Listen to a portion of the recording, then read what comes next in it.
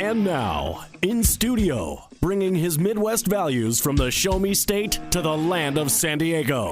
He's a triple threat, licensed as an attorney, mortgage broker, and a top producing realtor who's crushing the competition. Here to deliver you what's happening in the trenches of the market. Your host, Michael Gaddis. Thank you for listening to the Michael Gaddis Show on AM 1170 The Answer. I am your host, Michael Gaddis of michaelgaddis.com and frontierloangroup.com. I am here every Wednesday at 8 p.m. to talk about anything and everything related to real estate. And when I mean everything, I mean everything. We have a great show today. I have a very, very special guest today that's going to come on here in a few minutes. But I want to get started by talking about what we're going to be. The first topic we're going to talk about today has to do with the growth and development in communities. And in Carlsbad in particular, we've been talking for, over the past few months about a plan that's up there that they're thinking about developing the south shore of the Agua Hedionda Lagoon all the way to Cannon Road. There's 203 acres up there that they're thinking about developing into a nice retail space. The plan is really kind of incredible, at least on its face, because it's called the 85-15 plan, which means that only 15% of the land is going to be developed for commercial use. The other 85% is going to be preserved. Now, in perpetuity. Now, this is great because, it allows people to enjoy nature and allows it to bring a retail establishment there. They're going to be bringing in Nordstrom's and, nice eateries, things like that. And there's a lot to this plan, but it is somewhat controversial. Some people are trying to oppose it, and there's the pros and the cons. And so what we're going to do is we're going to bring in Rick Caruso, who is the developer of Caruso Affiliated, and he's going to talk to us a little bit about, what the plan is and maybe address some of the concerns that some of the opposition has in relation to this particular plan.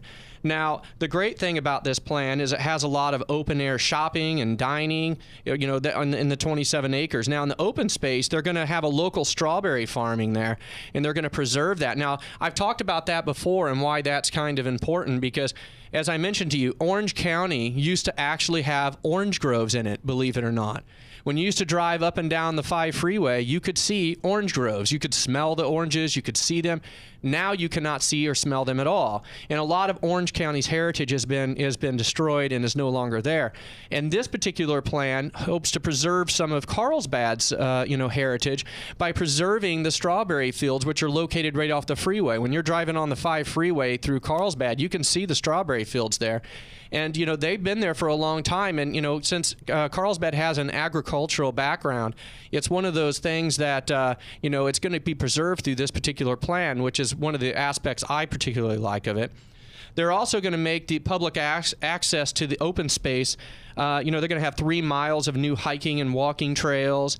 They're going to have the Agua Hedionda Lagoon Foundation Discovery Center. They're going to have picnic areas, lagoon vistas, outdoor classrooms. So they're really going to make this outdoor area much more usable than it is now.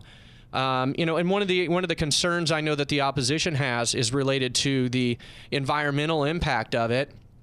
And the 85-15 plan, which is now called Measure A, by the way, also addresses that. They say that basically that they're going to be restoring and maintaining the habitat areas. They're going to remove non-native and invasive plants that will allow the native habitat to reestablish itself. And they're going to utilize best practices along the shores to ensure water quality. So there's a lot that goes into this plan, and it appears to be really well thought out. And when Rick comes on here in a few minutes, we're going to ask him about that and make sure that that everything has been well thought out. But it's these types of development that that are popping up everywhere in California. And whenever you have these types of development, you're always going to have people in favor of it, and you're going to have people opposed to it. And everybody deserves a chance to basically voice their opinion. In this particular instance in Carlsbad, this Measure A is going to be voted on. And I believe the vote is on February 23rd. And Carlsbad voters will have the opportunity to determine for themselves whether this particular development is going to be good for Carlsbad. So I think that's it's a really interesting development. And I think that, as I said, it's kind of an example of all communities. Whether you live in Carlsbad or not, this is a really interesting dynamic that's going on up here, and you can kind of see what voters can do to establish their or participate in the process of how their community grows. And as I mentioned, it's not just about Carlsbad itself; it's about every single community, because as California grows and more people come here, there's going to be more growth, and as more growth comes, there's going to be things popping up, and there's, as I said, it's not what's good for one might not be good for another, but having an election like this is really good because it allows people, the community as a whole, to vote on it, so that they can't necessarily say, well, this was forced upon us or anything like that. So as I said, Rick Caruso is going to be on in a few minutes to talk about this. And if you guys have driven up through Carlsbad on the 5 freeway, if you're going north, you're going to pass the giant windmill right in front of the flower fields. Then you're going to go past all the car lots, and right past the car lots, right past Cannon Road, you're going to see the strawberry fields, and that's part of this development that's going to occur here in the near future.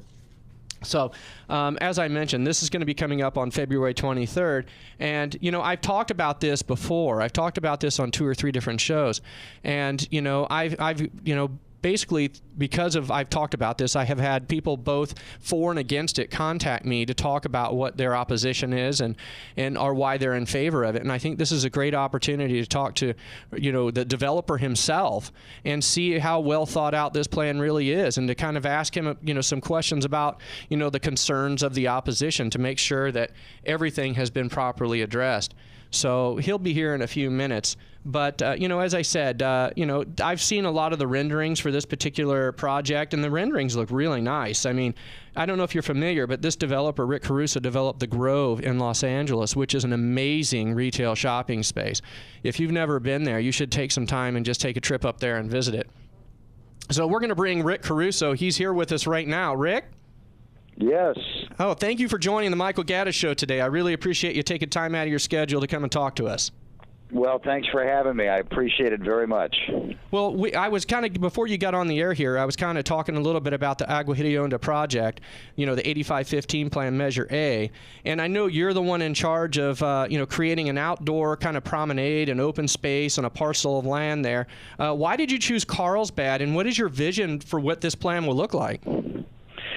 Well, I have been looking in North San Diego County for a long, long time, and we were able to find this property. The property that we're building on, about 27 acres, has been zoned commercial since 1982 along the I-5. And we were able to structure a deal with the utility to buy the property. And then as our team was working on it, we came up with a big idea. And the big idea was, not only can we build something really special in terms of a retail and a dining center like we do, a community center like we've done in other parts of Southern California, but we have an opportunity to buy the whole 203 acres that San Diego Gas and Electric owned, and put together a plan that was really driven by the residents of Carlsbad. And what the residents of Carlsbad have told us over the last 4 years of us working on this project is they really love their open space, and if we could create more open space, they would be thrilled. They love their lagoon, and they want it protected.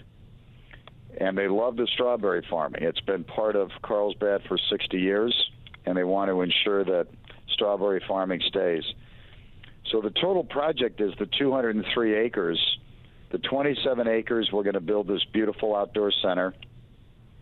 And then 176 acres, we are going to literally improve, bring back to its natural habitat. It's private property today. You can't go on it.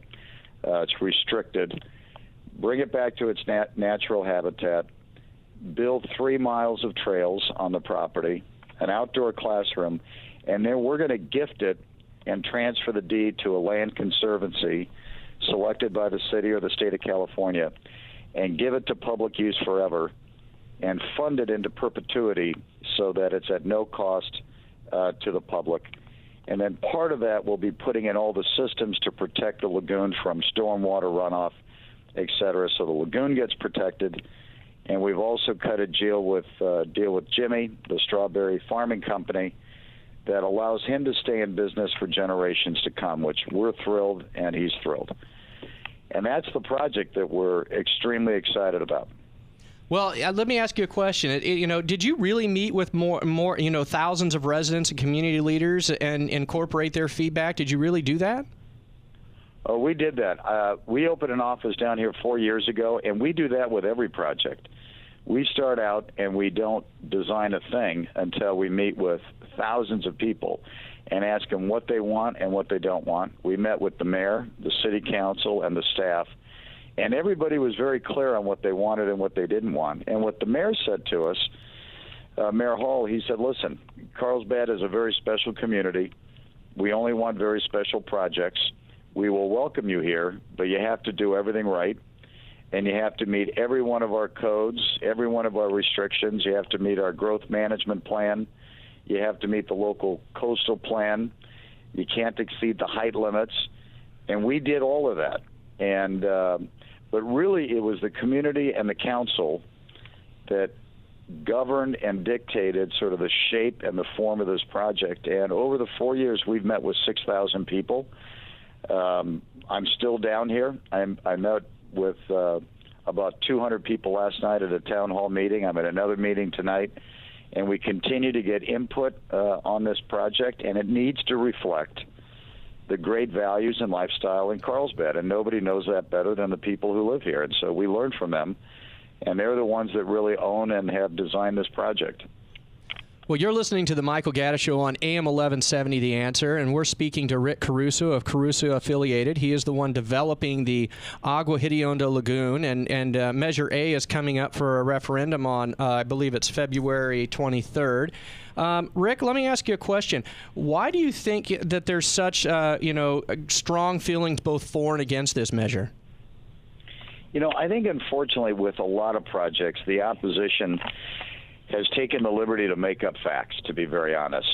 And what we've had to do, and what we're spending a lot of time doing, is getting the facts out there for people to make a decision. If people understand the facts, and for whatever reason they decide that it's not a project they want to support, I completely respect that.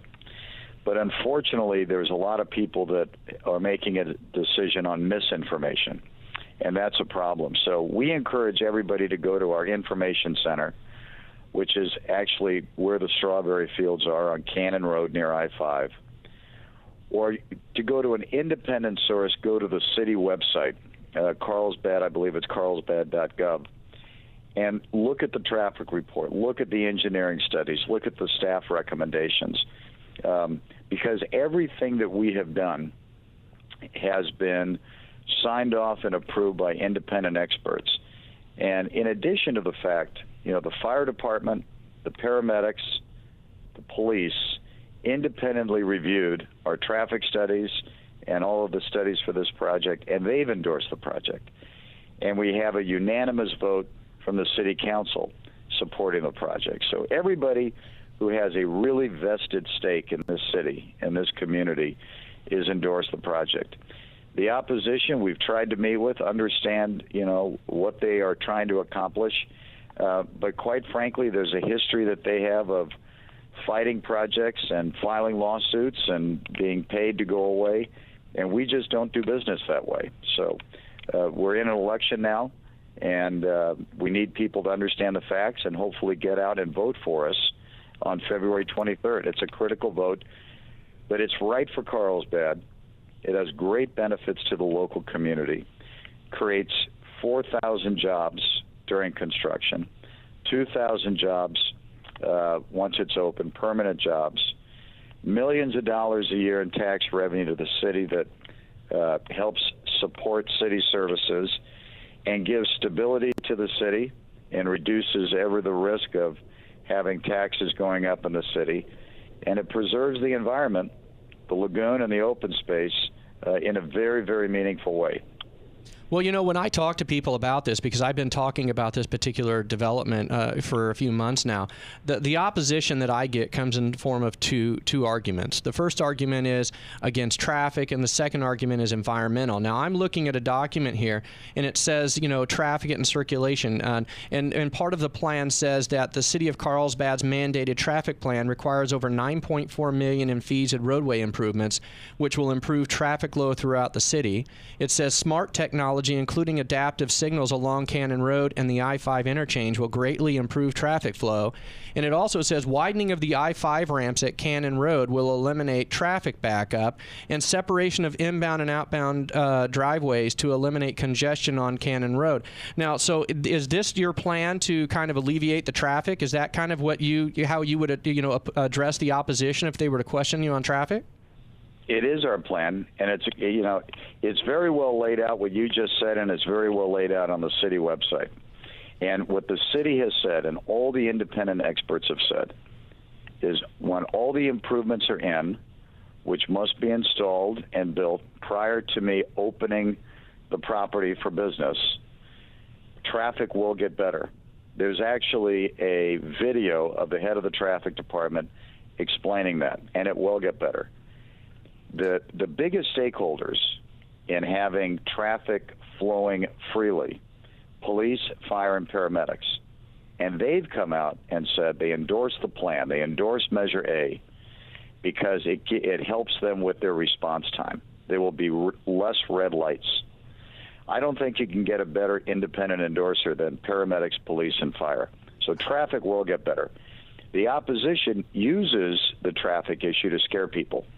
But what they don't do is they don't rely on facts. And that's why we're trying to point everybody to the city's independent studies and to talk to the fire, talk to police, and talk to the paramedics. Well, what about the environment, Rick? I read a little bit about what you guys had planned to do, restoration and maintenance of habitat areas, removal of non-native invasive plants that will allow the native habitat to reestablish and flourish, and then the utilization of best practices along with water quality filtration that will protect the lagoon and wildlife from the existing runoff.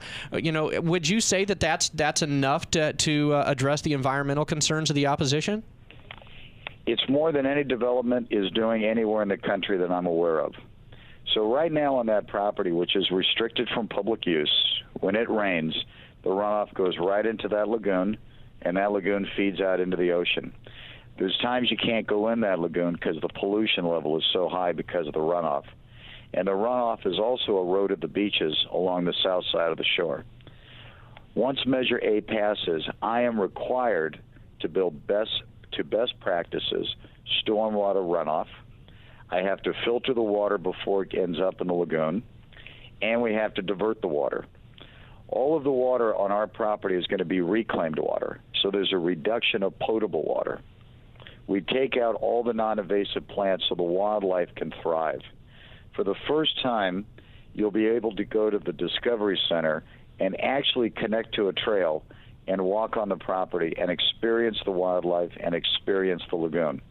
It hasn't happened since the beginning of time because it's been utility property. And then on top of that, a big chunk of the growth of the strawberry farming is going to now be organic. So there's going to be a reduction in the use of pesticides and an increase in coastal farming, which is good. It keeps the history of what's gone on in this area. In the property itself, we're lead standard in terms of the construction. As I said, reclaimed water, solar panels on that will support the utility, the energy being used in our common area, and then an amazing amount of additional open space within our property. And I would really encourage, if people haven't seen the properties that we've built to get an idea of what we do, is to go to our website, Caruso Affiliated, and take a look at the properties. And they're beautiful. They're designed for families. They're incredibly well programmed. They're immaculate. They're safe. And they operate in a way that becomes part of the fabric of the community and allows people to celebrate friends and family in the community. It's not just about shopping, and it's not just about dining. It's having a place where the community can gather. And that's what we're so excited about doing on this property with the extension of the open space. Well, there is one more question I know that a lot of people have about the development, at least that I personally heard. It's that, that 48 acres are zoned for commercial use. Is it possible that at some point more than the 15% of the land could be developed and 85% will not be preserved? It's impossible because once Measure A passes, I'm required by law to donate the property to a public trust. I give up title. It can never be developed. And that was the offer we made to the city, The city obviously incorporated that eagerly into the specific plan, which will become law when it passes, and it goes away. It can never be developed. The way the property sits today, it can be. The 176 acres, which some people believe, unfortunately, they're misinformed, can be developed. You can put in civic buildings. You can put in a lot of things. Measure A restricts it completely, and it's free open space and open to the public to enjoy. Well, let's ask another question. If the promenade is built and becomes successful, how will the sales tax revenue benefit Carlsbad, their economics, and as well as their citizens? Well, it's going to be a great benefit. The low estimate of sales tax revenue coming out of the promenade is going to be about $2.6 million a year. Now, that doesn't include any incremental hotel taxes or the incremental benefit around of job creation. But so let's just take the $2.6 million a year. So that revenue goes to help parks, to help fire, to help police, the operation of the city. And it's good for the economy, and it helps homeowners with the stability of keeping taxes down. So you want to bring in businesses that create revenue that go directly to the city. And that's what this project does. That property will get developed one day. It's already zoned to be developed. It's already visiting commercial retail property. The real question here is, do you want a really high-quality property? And we heard from people in Carlsbad. They want great retail within their city. They don't want to drive to Del Mar anymore. They don't want to get on the freeway to go shopping. And the number one request was they want their own Nordstrom, a brand-new, beautiful Nordstrom. And we've signed a lease with Nordstrom for a full-scale Nordstrom on that property. This is going to be an exquisite property, and it deserves to be a great property to reflect the values and the quality of Carlsbad. And it's going to be a place also that people can just enjoy and have an economic benefit to the city for years to come. So just one last question before I know you have to go, but who is supporting this plan? I know you mentioned some earlier, but can you reiterate who is supporting this plan? Because I want everyone to kind of realize that, you know, as you can listen to what Rick is saying, you know, there's been a lot of, it sounds like a lot of planning and foresight into exactly what's going on here. And you've addressed each of the concerns that, at least from my experience, the opposition is expressing. But I know the Chamber of Commerce is definitely supporting you. So who else is supporting? The Lagoon Foundation is supporting us, and they're in the business of just protecting the lagoon and the environment. Carlsbad Strawberry Company is supporting us. The City Council unanimously voted in support of this project. Former planning commissioners, city staff recommended approval of the project. It's on and on and on and on. The list of environmental concerns, fire, police, paramedics support this project. The Union Tribune supports this project and has endorsed this project as being good for the city of Carlsbad.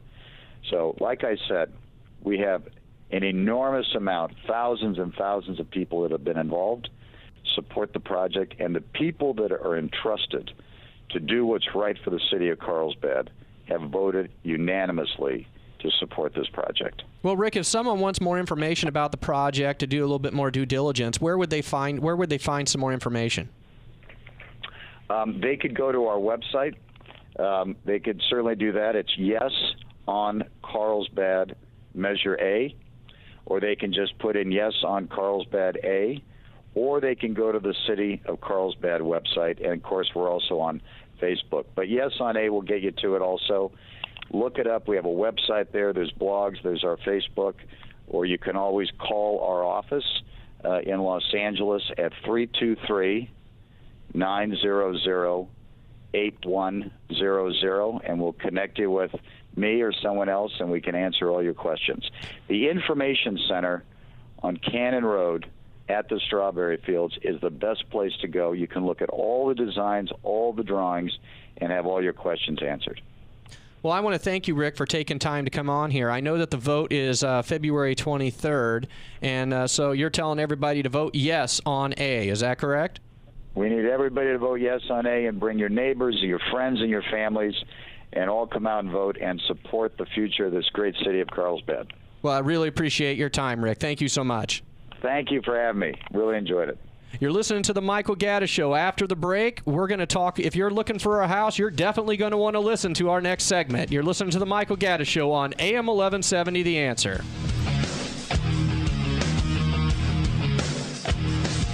Intelligent, conservative. AM 1170, The Answer.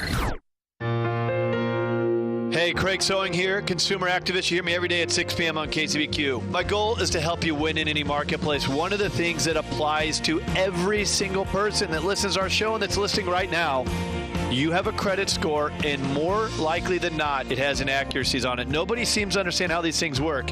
Here's what I can tell you. I have a credit expert that's a partner in the show named Aran Sinai.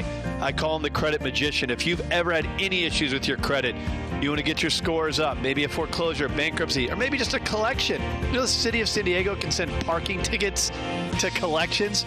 Crazy. Well, bad credit's a choice.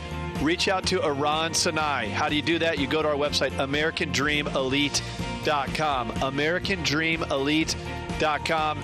Hit me up on the contact form. I'll connect you with Aran. AmericanDreamElite.com. If you've ever had any credit issues whatsoever, AmericanDreamElite.com. Who would you rather have representing you when buying or selling your home? A real estate agent or a real estate and mortgage broker who is also a licensed California attorney? To sell your home for top dollar, or if you're facing a forced sale due to divorce, probate, short sale, or bankruptcy, you'll need the added value and marketing services of a realtor with the knowledge and experience of a licensed attorney and mortgage broker on your side. Hi, I'm Michael Gaddis. I give you more, but it doesn't cost you more. Visit MichaelGaddis.com. That's Michael, Gaddis.com. DRE 0146543 and MLS 28011. Hi, this is AJ Gupta from the Gupta Legal Center. You've probably seen us on the American Dream TV show and the Craig Sewing radio show. We're honored to be featured as the exclusive real estate attorney and honored to be trusted by Craig and all of his top producing realtors. Our office was also featured as a super lawyer representing California's top 5% of attorneys. You may not know whether you need an attorney or not. My suggestion is you kind of have an idea whether there's a problem or a question. So I suggest if you don't know whether you need an attorney or not, give us a call. We're happy to pick up the phone, give you a call back, figure out what it is that you need to have addressed. If we can't or don't know the issue, then we can definitely point you in the right direction. Our phone number is 619-866-3444. That's 619-866-3444, and that's GuptaLC.com. GUPTALC.com.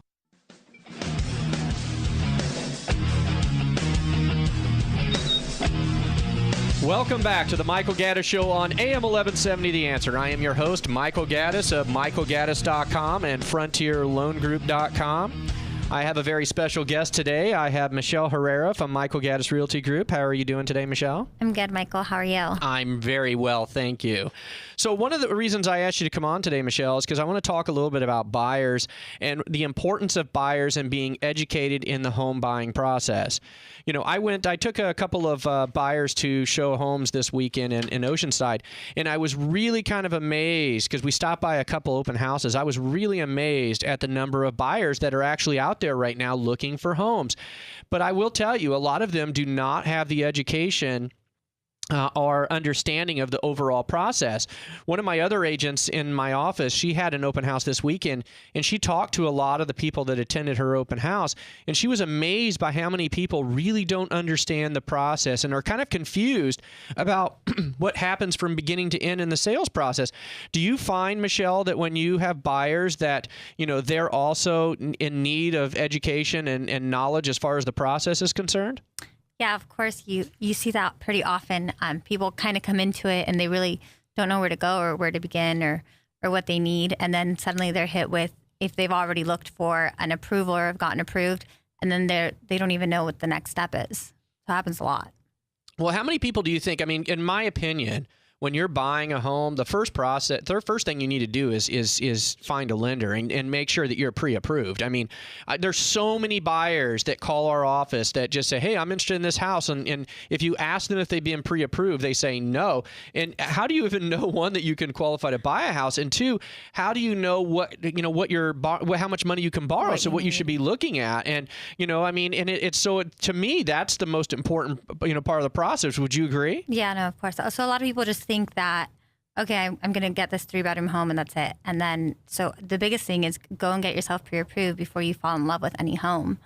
then you're going to be very dissettled. Well, I think that's true because it could work either way because you might be looking at homes and you might be able to afford more home, or you might, or you might be looking at homes too much for you, and then you could be very, unsettling when you have to, go down a little bit and start looking at a different style of house. Yeah. How many times have you gotten like a client coming to you, and they want a $600,000 home, and then long and behold, they're nowhere near able to qualify. No, nowhere near it. And so I think that what it comes down to is expectations about what the home buying process is and how much you can afford. So once you establish that, there's a lot more than just going out and getting a real estate professional and saying, okay, find me a home. You really have, it's a lot more involved process. And one of the things that we're starting to do up at Michael Gaddis Realty Group is we're starting to have home buyer workshops a lot. And what we want to do is educate people, not just as far as buying houses, but the whole process in totality, including how do you obtain financing, if so, where should you be looking for houses, what are the things you should be concerned about, because when you go to look at a house, let's say you're looking for a house and you walk into a house, like when the buyers I had this weekend, the first thing I go through it, and when I notice is, oh look, the windows are not replacement windows, they're original single pane windows. You might think about having to upgrade those in the future. And oh look, the eaves look like they might maybe have some sort of termite damage, and we have to make sure we address that. There's a lot of things that you need to address. Here's another one that a lot of people don't know about: polybutylene pipes. Does the house have PVC piping, or does it have copper piping? There's so many things that you have to be aware of. Really big cost that can huge be cost. Brought in for sure. And what's sad in that situation is a lot of times most people don't find out that it has that type of piping until they get into their inspection. They hire an inspector. The inspector goes in the attic and comes back and says, oh, it has that piping. And you're like, oh, I didn't know that. And even if then once they tell them, they still don't even know what that means. That's right. And then they have to do research and find out. And then, of course, it becomes a negotiation because, obviously you don't want to take on that risk, because the seller's opinion is most of the time, well, it's been working for me the whole time. Yeah, I've lived with it for 20 years and it's been fine. Exactly. I've lived with it for 20 years. Why should I, pay for you to get your, the copper pipes? I didn't even do that for myself. But that's what comes up a lot. So part of the workshops that we're going to be putting on, and Michelle's going to be part of these workshops, is basically educating people from A to Z. Now, we have the advantage over a lot of people because I'm at the seminars myself, and because of my legal background, my finance background, and my real estate background, I become like the quintessential, workshop leader when it comes to this. Because after you leave a workshop, a Michael Gaddis Realty Group workshop, I guarantee you will know more than 99% of the people out there. You will know everything from financing to what you should be looking at when you view houses. You'll find out what you should be looking at when you're putting your contract together, and you'll probably very quickly find out that you might even know more than the agent you're working with. I mean, it's the truth. That could happen. It's true. So, I mean, we get a lot of leads, and they call in and they say, hey, I'm interested in this particular house or that particular house. And one of the first things we like to do is when they call in our offices, we like to talk to them about, hey, how are you getting financed? Now, a lot of people don't like to hear that initially. They just want to go see houses. They don't necessarily want to, well, why are you asking me about my financing? Well, because financing is what drives purchases. Unless you happen to have $500,000-$600,000 in your bank account that you're going to pay all cash, you're going to need to get a loan, right? Definitely. Yeah. So, I mean, and I think dealing with people's expectations is really important. Yeah. So it really is. So you're listening to the Michael Gaddis Show on AM 1170 The Answer. I am Michael Gaddis of MichaelGaddis.com and FrontierLoanGroup.com. I am here with Michelle Herrera of Michael Gaddis Realty Group, and we are talking about home buying workshops. So, Michelle, I mean, when you take somebody out, and let's say, I mean, how many houses do you typically show? When a buyer comes to see you, how many houses do you typically show? It really just depends on the buyer and how educated they are and how much they've really sat down and realized like what's important to them, and how once they're there, some people have no idea what they want or what they can afford or what they're looking for really, and other buyers are a little more knowledgeable and they're very specific to what they want, and it can take one trip or it could take a few. It really it's a good hit or miss. Well, I think that's my experience as well. Sometimes like I have these buyers I was showing on Saturday.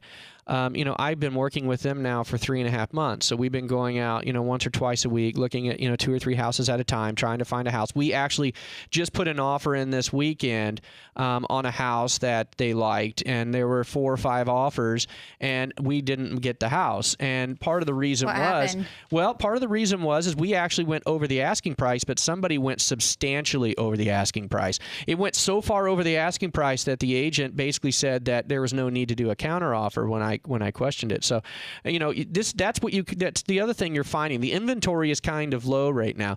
So with the houses that are out there that are like the best houses, the ones that people love, they're getting multiple offers. Now I'm talking about houses with views, houses that have been completely renovated, or houses with large lots. Those are the ones that seem to be getting a lot of activity. So if the house that you're looking at seems special to you, it probably seems special to somebody else. People. Yeah, so you really need to kind of get an idea of how you want to present your offer and realize how much do you actually want that home, because last week specifically it happened where a lot of my buyers, they're getting throwing in these low balls and then they're not getting accepted. And, after they're not accepted, they're like, wow, I really wanted that home. And so you really have to come in with a strong offer from the beginning. Well, I think you bring up a really good point, and that was exactly where I was going, is that, when you're making these offers, you need to keep in mind that as you said, if you think it's special, somebody else thinks it's special. And if you really love it, you're going to have to make an aggressive offer. You can't say, well, let's try, if they're asking 520, let's go in at 500. See where it's going to go. Yeah, there's really not that much out there for you to, Yeah, you throw, put your best offer out there and see what happens, because it's not in a time where you're the only person out there. You're not the only game in town. There are a lot of people out there looking for houses now. Buying. And so, that's the advice I give my clients. Now, next time we find a house they really love, we're going to have to be extremely aggressive on. We're going to have to do the same thing. That's right. We're going to have to do the same thing. And now they felt it. That's right. They because just otherwise lost their home that they wanted. Otherwise, what's going to happen? Now we're going to have to spend a long time finding another house that they love as much as this one. Yeah. So, a lot of that's just, it's very strategic. It's very strategic. And a lot of times it takes, maybe experiencing a loss like this. It does. To help push you. Yeah, to hit home, to push you in the right direction. You understand, Now, I think that, these workshops that we're going to be having, these home buyer workshops, they're geared towards anybody who is looking, whether you own a home already and you are thinking about buying another house, in other words, whether you're an experienced home buyer or a new home buyer, these workshops will definitely provide you with information. They're going to provide you with information on how comps are giving. How do we determine price on properties? How should you be looking at a property? The goal is not to get you in a position where you're not going to be one of those people who's not realistic and when you're putting in offers, because it can get really frustrating really fast. So finding out and making sure that, finding out how you should be shopping for your loan, what type of loan should you be getting, and then moving into the searching for properties, and then how to put together a really good offer. I mean, I know that people have agents and that they rely on their agents, but I believe that you should have a certain level of knowledge and education when it comes to the process as well, so that you can have a more educated, conversation with your buying agent when you're ready to purchase a property. Otherwise, you're just completely relying on them, and it doesn't hurt for you to know the process. And then we also talk a little bit about the workshops about what to do during the actual during escrow, what you should be looking for during your inspections. What type of inspection should you be asking for? Why are you asking for these types of inspections? Yeah, I think it's really important. Those home inspections, half the people don't even read them. You know what I mean? And I know. Or they rely, or they don't know how to read them. Or they rely on their agents. And there's other things you should be doing, like when should you be going to the city and investigating things if you have an unpermitted structure? Yeah. When should you be, looking at the environmental report? What's the clue report and why is it important? There's so many different things that you don't know, that you don't want to find out later that you had the opportunity to do those things and you just didn't do it, or your agent didn't push you to do it. So that's what the workshop's for. The workshop's to educate you on what you should be doing, what you should be expecting, and to give you a general timeline as far as how the process goes from beginning to end. So, I think that it's to your advantage, and you can find out about those workshops by, you can even contact Michelle here. Michelle's email address is michelle@michaelgaddis.com. Michelle@michaelgaddis.com. MICHELLE @michaelgaddis.com. And, or you can email me at michael@michaelgaddis.com. Either way, we'll be there for you to try to, get you hooked up into one of our reverse mortgage workshops. So after the break, we're going to talk a little bit more with Michelle Herrera and a little bit about reverse mortgages. You're listening to the Michael Gaddis Show on AM 1170, The Answer. AM 1170, theanswer.com. Hear us anywhere in San Diego and the world. AM 1170, The Answer. Hey, San Diego, Craig Sewing here. Look, one of the things that nobody likes to hear is that they got bugs in their home. Almost all California homes have some sort of bug or termite problem. It's not a cool thing to have bugs running around your house, so I'm going to help you get rid of them. I want you to connect with Lloyd's Pest Control. These are our good friends of the Craig Sewing Show. They can help you. They've been in business putting bugs out of business since 1931. They'll do a free inspection for you. If you want to get your biggest investment checked out, make sure there's not bugs or termites, go to LloydPest.com. That's LloydPest.com and get a free inspection of your real estate today. Hey, Craig Sewing here. There's no shortage of commercials out there, whether it's TV, radio, even social media. And heck, I even saw an infomercial for solar. You see it everywhere these days. Well, it's because solar is important. It can reduce your electric bill. It's good for the planet. And it's just a great thing to do with your home. It can add value to it. However, there is so much misinformation. Just because somebody is out there advertising does not make them a reliable source. I want to introduce you to my good friends with Baker Electric Solar. The owner, Mike Caruso, I've got to know him really well. This is the only company that I would recommend for you to reduce your electric bill through solar energy. Such a smart move. It's time to do it. Here's how you reach out to them. BakerElectricSolar.com. BakerElectricSolar.com. They will talk to you for free. They'll give you an assessment, and they will help you reduce that electric bill. And again, this is the only group that I trust. BakerElectricSolar.com. Who would you rather have representing you when buying or selling your home? A real estate agent or a real estate and mortgage broker who is also a licensed California attorney? To sell your home for top dollar, or if you're facing a forced sale due to divorce, probate, short sale, or bankruptcy, you'll need the added value and marketing services of a realtor with the knowledge and experience of a licensed attorney and mortgage broker on your side. Hi, I'm Michael Gaddis. I give you more, but it doesn't cost you more. Visit MichaelGaddis.com. That's Michael, Gaddis.com. DRE 0146543 and MLS 28001.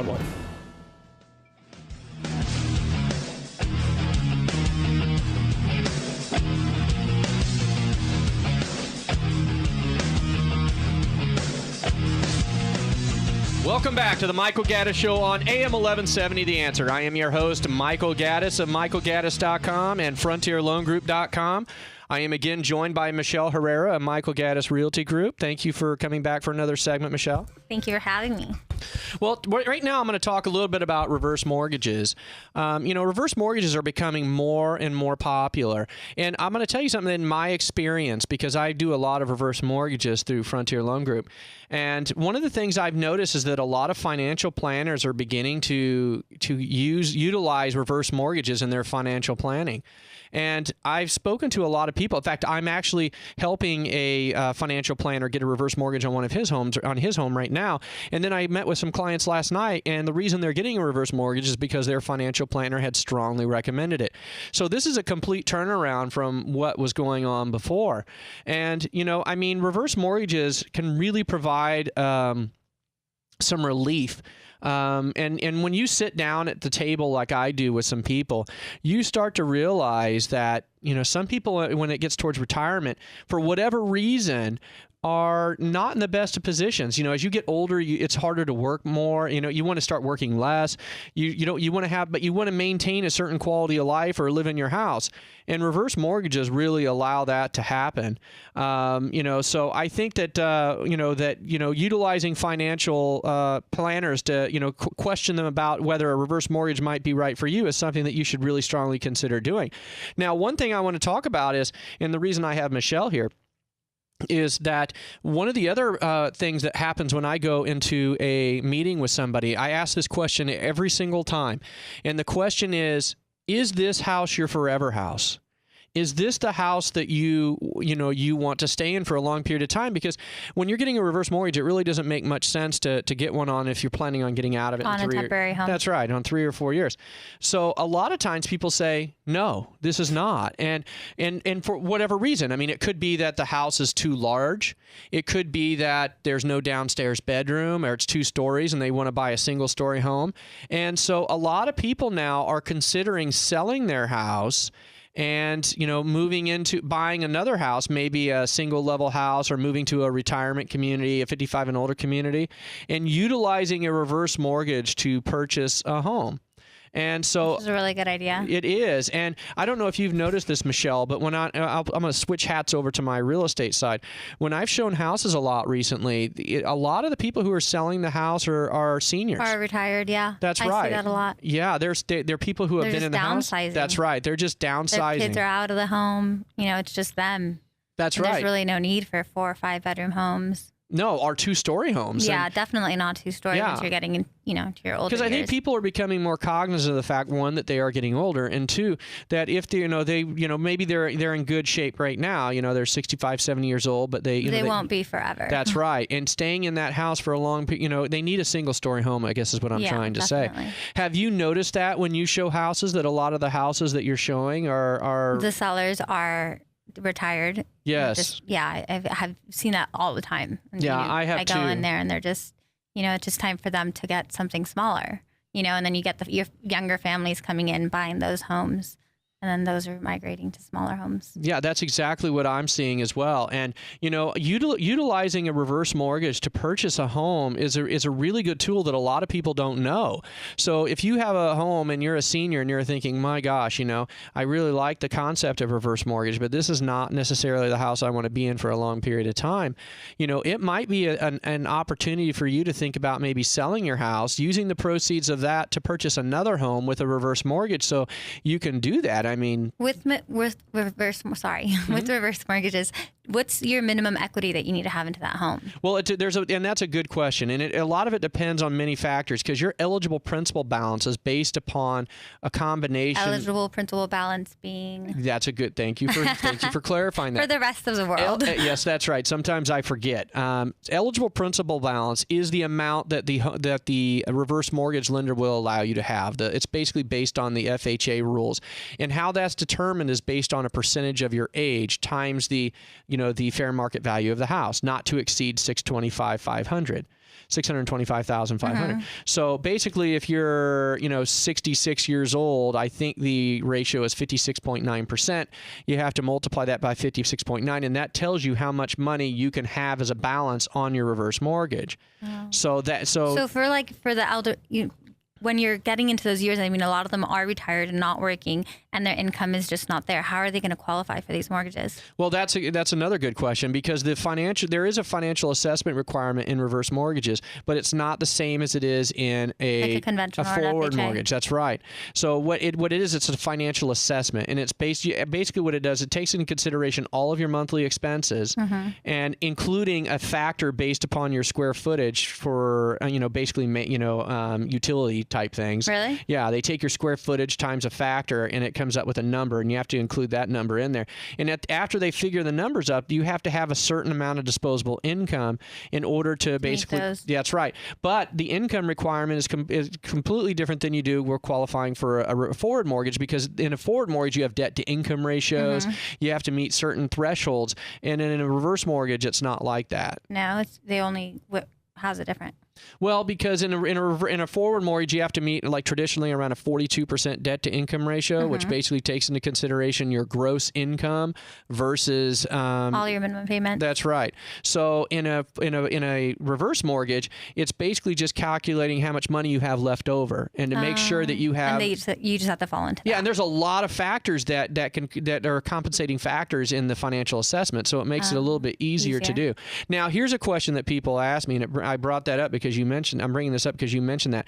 Some people ask me, well, if I get a reverse mortgage, can I refinance out of it later? Technically, the answer is yes. However, you need to be cautious because for the reason I just mentioned, that to get into a reverse mortgage, the financial assessment is much easier than it is to qualify for a forward loan. For the refinance. That's right. So you're refinancing into a typical loan, which is obviously a little more strict. That's right. So two factors are at play there. One, you have the factor of that because it's a reverse mortgage, your principal balance is increasing every single month. And then you have the factor of the fact that as you retire, you typically make less income. So if you refinance, can you get a co-signer? You could bring in a co-signer, but it's just not going to be an easy way to do. So whenever someone asks me, well, can I refinance out of a reverse mortgage if I want to? I think, well, you should, if you're really thinking that you might do that, then maybe this isn't for you. This might not be the right product for you. Well, you've been doing reverse mortgages for a while now. How many times do you see that your clients they want to refinance out of that? Not very often at all. I mean, no, not at all. Most people love the product once they get into it because it creates so much flexibility and freedom in their life. Their income is. But I will tell you that reverse mortgages are not necessarily for everyone. They're the most, I would say they're the most subjective analysis of any loan product on the market. Meaning that basically it's very specific to the person and not necessarily, there's no way that I could objectively go, yes, reverse mortgages are great for everyone. Because they just aren't. They're not. And it just depends. And that's very ethical on your part. Yeah, and it's true though. And so a lot of times they're not. So when people ask me certain questions, for example, like you just mentioned, about, can I refinance out or some of these other things, it kind of cute, or it's not my forever house. These are the things that I look for to say, are you sure you want to get, they're red flags for me. Yeah. Are you sure you want a reverse mortgage? Do you understand what's happening? Like last night, I spent 2 hours with this couple at their home explaining it, and they were asking me questions. They had basically looked on the internet for every negative thing they could ever find, and they were just drilling me with questions last night. That's awesome. Which was great, and I was fielding it and educating and basically taking away some of these, these misconceptions and myths. And so for me, it was a really good, experience. They were very, they were really trying to understand it, and I appreciated the fact that they were going through those things, and so. But I usually in my presentations I will always bring up things that they don't even think about. So ultimately, was a reverse mortgage for them or no? It actually was, because in their situation, they have a mortgage of about $331,000, and their eligible principal balance is about the same. So what their goal was to eliminate their house payment completely. And that's about $2,000 a month. So they will see. Here's the deal: they have to pay $2,000 a month, whether they take it out of their disposable income every month from their pay, or they put it onto their principal balance. It's just the ability to put it onto their principal balance allows them flexibility and gives them freedom. They're just living off their equity. That's right. Yeah, that's what they're doing. They're putting it's the same thing. You would have to pay that money out of regardless. That's right, regardless. Yeah. Now, to be fair, just for full disclosure, of course, your interest when you defer it is next month. Your interest payment is going to be a little higher because you're putting more money to your principal. But the benefits and the pros of having that flexibility in the later years of life completely outweigh. And that's how I always do things when I do reverse mortgage assessments. I kind of weigh the pros and the cons and the benefits and try to say, is this really for you? And to be honest with you, there are some times when I question whether it's right for somebody. Say, tell me why you want a reverse mortgage. Tell me why this is really important to you. And a lot of times that's what I have to do. But anyway, I'm being signaled that we're out of time for today, and we could continue this conversation for a long time. But I want to thank my guest, Michelle Herrera of Michael Gaddis Realty Group, for joining us today. Remember, if you're a buyer and you're thinking about buying a home, whether you own one now or you're just thinking about buying your first home, Michelle Herrera would really, really be a good resource for you. She's extremely knowledgeable, so feel free to give her a call. Remember, send her an email. It's Michelle with 2 L's at michaelgaddis.com. That's Michelle with 2 L's at michaelgaddis.com. Or you can email me, Michael at michaelgaddis.com. So I want to thank you all for listening today, and I'm sure that I'll be back here next Wednesday educating you on anything and everything related to real estate. You've been listening to The Michael Gaddis Show on AM 1170, The Answer.